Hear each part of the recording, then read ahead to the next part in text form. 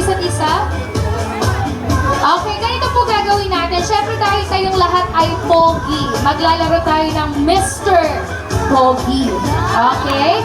So ganito gagawin niyo mga boys. Sa rampa kayo dito, posing, and then magpapakilala na, oh, gulat kayo, no?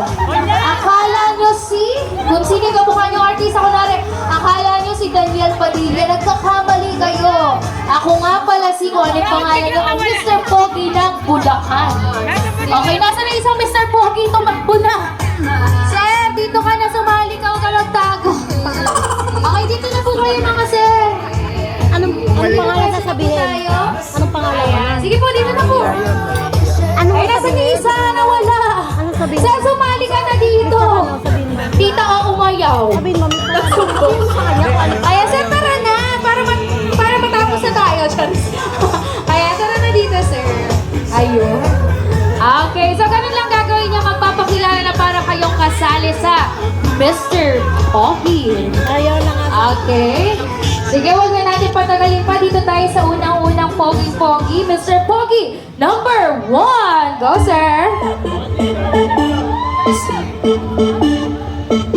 Sige na, sir. Ikaw na. Number 1 ka na kasi ikaw pinakamalakas ang loob. Go. Posing ka doon, tapos pakilala parang nasa pageant ng Mr. Pogi. Go. Mr. Pogi, number 1. Kinisel pati lang. Ganun na lang Oh, boss ka, sir. Tingin ka sa camera. Oh, pakilala. Oh, gulat kayo, no? Pangalan ka lang. Sige, nakabukas na yan, sir. Ah, sabi mo, Doris and Yung gulat kayo, no? Akala nyo tapos kung sino yung kamukha mo artista. Tapos nagkakamali kayo. Ako nga pala ano yung pangalan mo? Ang Mr. Pogi ng Bulacan. Ganun.